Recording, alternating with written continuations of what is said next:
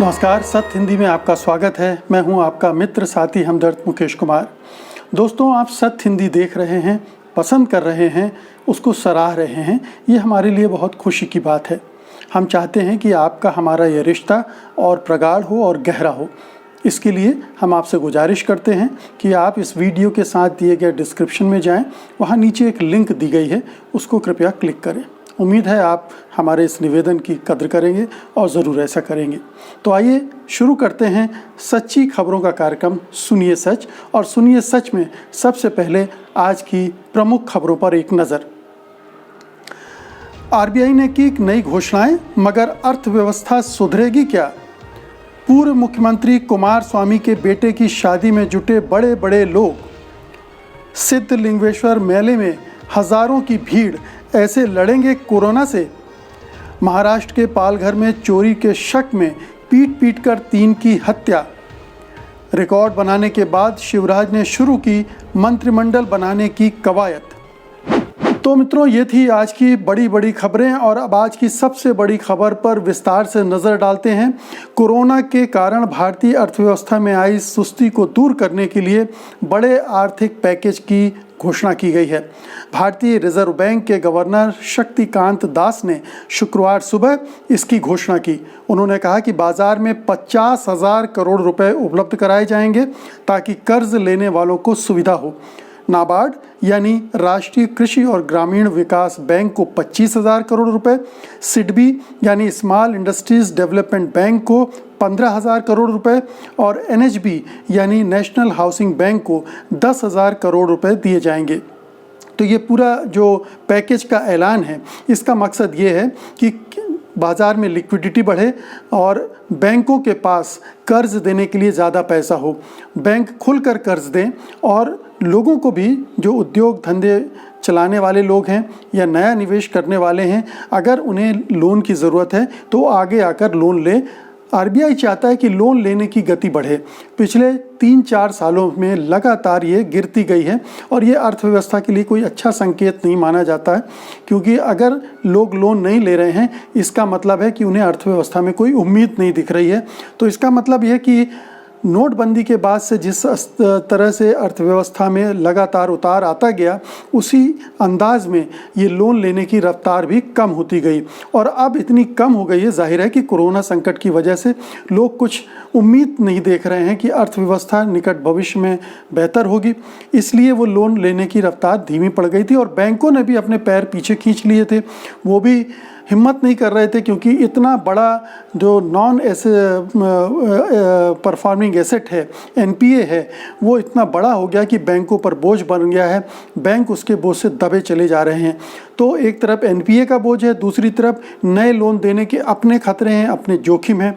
तो बैंक अभी इस माहौल में, जब उन्हें भी लग रहा है कि अर्थव्यवस्था सुधरने वाली नहीं है, अगले 1-1.5 साल में जो तमाम तरह के डाटा आए हैं, उनके हिसाब से 1.5% के आसपास जीडीपी के विकास दर रहने वाली है।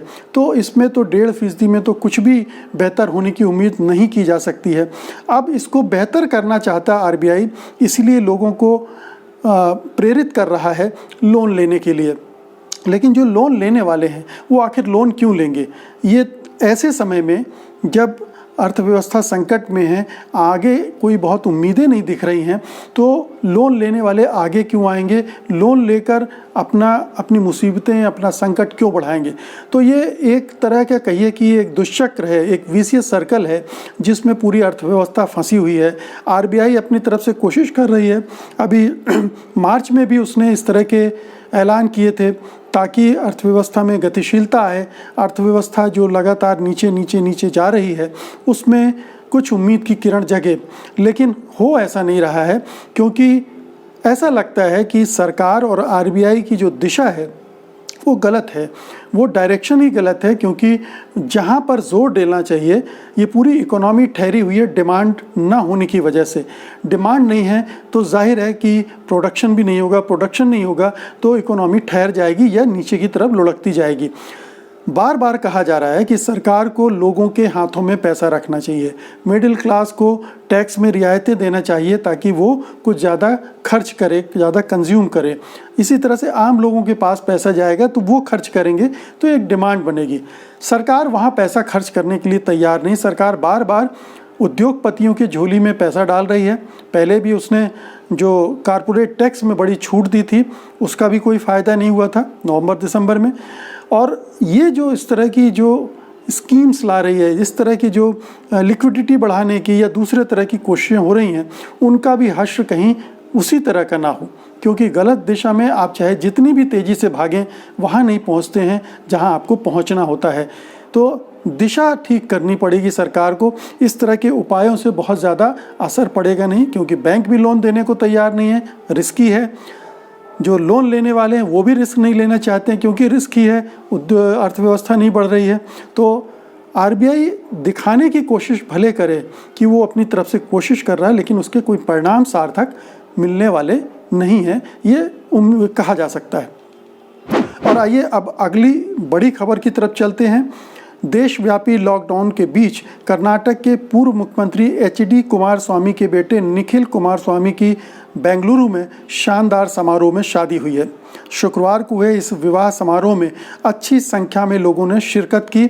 इसमें प्रदेश के मुख्यमंत्री येदियुरप्पा और पूर्व प्रधानमंत्री एचडी देवेगौड़ा भी शामिल हुए। शादी समारोह की जो तस्वीरें सोशल मीडिया पर वायरल हुई हैं, उनमें सोशल डिस्टेंसिंग का किसी भी शख्स ने ध्यान रखा हो ऐसा नहीं लगता।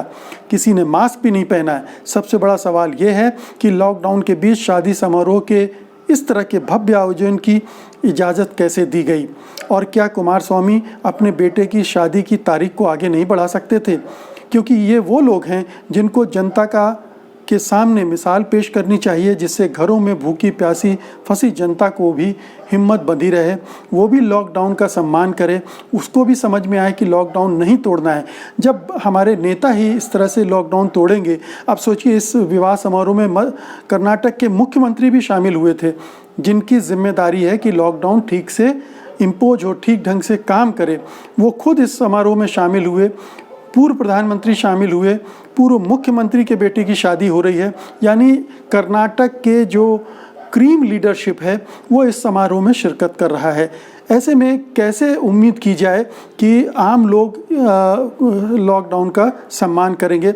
अब देखिए बीजेपी के कई नेताओं के और भी आ चुके हैं, जैसे कोई बर्थडे मना रहा है, कोई रामनवमी मना रहा है, कोई लॉकडाउन में पिस्तौल और मशाल जुलूस निकाल रहा है। तो इस तरह की बहुत सारे नेताओं की तस्वीरें, वीडियोस आ चुके हैं जो बताते हैं कि हमारे नेता कितने जिम्मेदार या गैर जिम्मेदार हैं। ये बहुत चिंता की बात है और इस मामले में कायदे से तो कार्रवाई होनी चाहिए। येदियुरप्पा इस समारोह में खुद शामिल हुए। ये कितने शर्मनाक बात है कि मुख्यमंत्री खुद, और वो भी मास्क नहीं लगाए। कोई भी नेता वहाँ मास्क नहीं लगाया है, तस्वीरें खिंचवा रहे हैं। ये तो हद हो गई, ये हिंदुस्तान में ही ऐसा हो सकता है और बहुत ही शर्मनाक है। देश के लिए कोई इन्होंने मिसाल पेश नहीं की है, बल्कि लोगों को ये कहने का मौका दिया है कि जब हमारे नेता कर सकते हैं तो हमने क्या अपराध किया, हम भी तोड़ेंगे। और मित्रों, अब बढ़ते हैं अगली खबर की तरफ, लेकिन उस पर जाने से पहले मैं आपसे गुजारिश करूंगा कि आप जो खबरें देख रहे हैं उस पर आप क्या सोचते हैं, कमेंट बॉक्स में वो लिखना जारी रखिए। ये कमेंट हमारे बहुत काम आते हैं। आपकी प्रतिक्रियाओं के आधार पर हम अपने कार्यक्रम को अदलते बदलते और बेहतर करते रहते हैं। आगे बढ़ते हैं। देश भर में लागू लॉकडाउन और तमाम सख्तियों के बीच कर्नाटक के कलबुर्गी में गुरुवार को आयोजित एक धार्मिक कार्यक्रम में हज़ारों की संख्या में लोग इकट्ठे हो गए। ये लोग सिद्धलिंगेश्वर मेले में भाग लेने के लिए इकट्ठे हुए थे। इस घटना का जो वीडियो सामने आया है उसमें हज़ारों लोग एक रथ को खींच रहे हैं। वीडियो में लोगों को कंधे से कंधा मिलाकर रथ को खींचते हुए देखा जा सकता है। इस दौरान न तो लॉकडाउन की कोई फिक्र की गई और न ही सोशल डिस्टेंसिंग का ध्यान रखा गया। ये मेला कलबुर्गी ज़िले के चिट्टापुर तालुका में आयोजित किया गया था। अब देखिए कि जमात तबलीगी जमात के कार्यक्रम को लेकर कितना हंगामा मचाया गया। कहा गया कि ये जमाती जो हैं कोरोना जिहाद कर रहे हैं, कोरोना फैलाने की कोशिश कर रहे हैं, साजिशन कर रहे हैं। अब ये जगह जगह दूसरे धर्मों के लोग भी इस तरह के कार्यक्रम कर रहे हैं। हज़ारों लोग इस कार्यक्रम में इकट्ठे हुए, इस धार्मिक कार्यक्रम में। कर्नाटक में जब बड़ी तेज़ी से कोरोना वायरस के संक्रमण की जो नंबर हैं वो बढ़ रहे हैं, ऐसे में ये इस तरह के आयोजन हो रहे हैं और वहाँ की सरकार, वहाँ का प्रशासन सुस्त पड़ा हुआ है। वहाँ अब इस तरह के जो आयोजन हो रहे हैं, क्या इनको धार्मिक नज़रिए से देखा जाना चाहिए? अगर आप दूसरे धर्मों के आयोजनों को धार्मिक नज़रिए से देखते हैं तो क्या इनके प्रति भी वही रवैया होना चाहिए? क्या हम भेदभावपूर्ण ढंग से अलग अलग समारोहों के बारे में तय करते हैं? हिंदू अगर करें तो सब ठीक है, मुस्लिम या कोई दूसरे धर्म के करें तो वो जिहाद हो जाएगा, वो कोरोना फैलाने की साजिश हो जाएगी। ये एक जो मानसिकता हमारी बनाने की कोशिश की गई है राजनीतिक दलों द्वारा या मीडिया के द्वारा, इससे भी लड़ने की ज़रूरत है। अब कल ही दतिया में एक पूर्व महाराज की जो अंतिम यात्रा थी उसमें भी लोग शामिल हुए, उसमें भी खुलकर 100-150 लोग शामिल हुए। इसके पहले और भी घटनाएं हो चुकी हैं, बहुत सारे मंदिरों में और दूसरे कार्यक्रमों में इस तरह की भीड़ इकट्ठी होती रही है। कहने का मतलब ये है कि ये धार्मिक कट्टरता या अंधश्रद्धा या कहना चाहिए कि धर्मांधता कोरोना से लड़ने के रास्ते में बहुत बड़ी बाधा बन सकती है, चाहे वो किसी भी धर्म के लोग करें, इस्लाम के करें या हिंदू धर्म के करें। इन दोनों के बारे में हमें एक दृष्टि से सोचना पड़ेगा और दोनों को उसी तरह से आलोचना निंदा का पात्र बनाना पड़ेगा। उनके खिलाफ कार्रवाई करनी पड़ेगी, कानूनी कार्रवाई करनी पड़ेगी, यहाँ भी की जानी चाहिए। देखते हैं अब कर्नाटक में बीजेपी की सरकार है, वो हिंदुत्ववादी सरकार है, तो इसको इस तरह से नहीं लेगी। और ना ही आपको मीडिया में ये खबर इस ढंग से मिलेगी कि जाहिल लोग क्या कर रहे हैं या ये हिंदुओं की कोई साजिश है कोरोना फैलाने की। इस तरह से नहीं होगा। ये एक मीडिया ने एक नैरेटिव सेट करने की कोशिश की है, हिंदू बनाम मुस्लिम, और एक लड़ाई का माहौल बनाना, नफ़रत का माहौल बनाना, हिंसा का माहौल बनाना और एक समुदाय को एक काले रंग से पेंट कर देना। बहुत सावधान रहने की ज़रूरत है इस तरह की राजनीति से भी और इस तरह के मीडिया से भी। अब अगली खबर का रुख करते हैं। महाराष्ट्र के पालघर ज़िले के कासा इलाके में गुरुवार रात को चोरी के शक में 3 लोगों की पीट कर हत्या कर दी गई।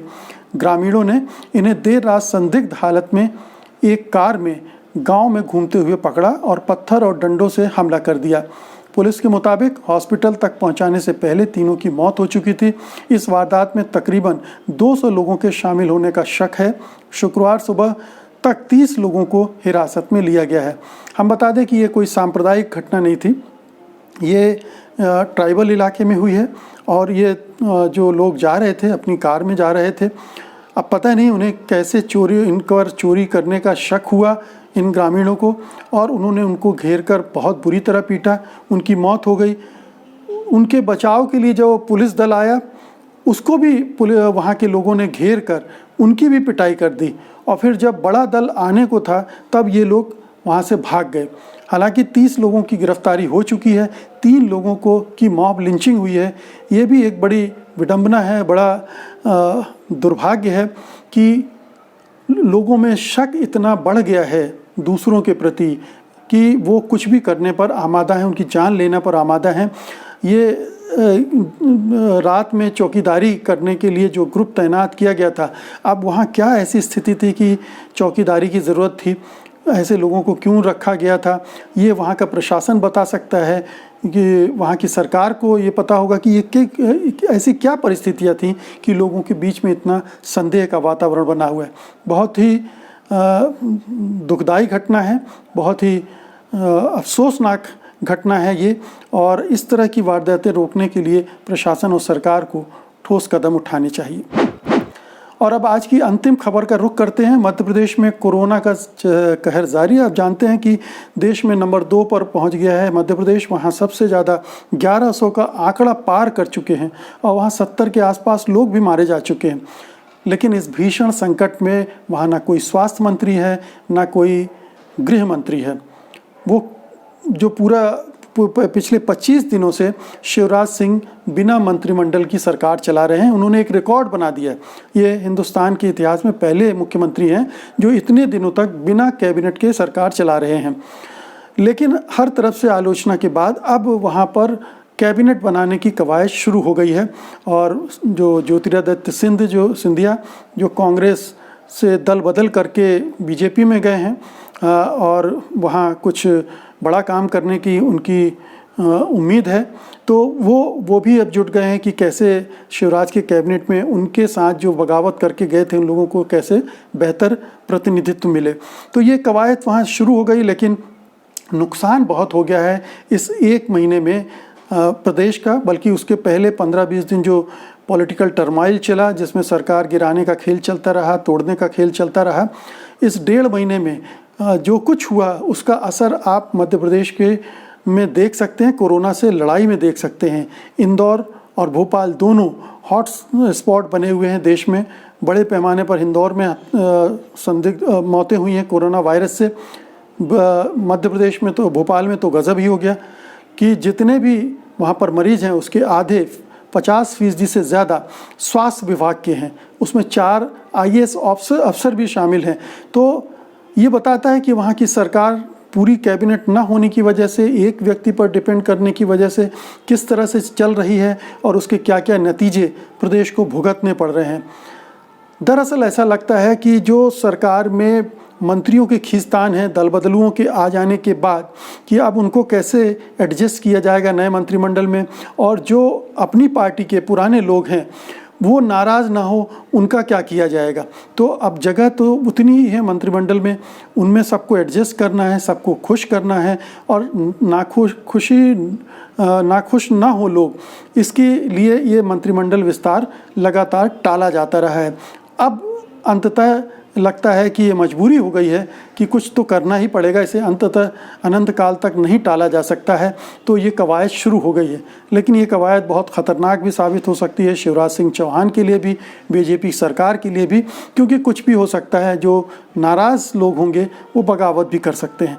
तो आने वाले दिनों में देखते हैं कि ये कैबिनेट किस तरह का बनता है, कितने मंत्री शपथ लेते हैं। कहा जा रहा है कि कम से कम 10 तो वो जो 22 कांग्रेस MLA टूट कर गए थे उनमें से मंत्रिमंडल में शामिल होंगे, और अगर ऐसा होता है तो एक जो बैलेंस है मंत्रिमंडल का वो किस तरह से बना रहेगा, ये देखने की बात होगी।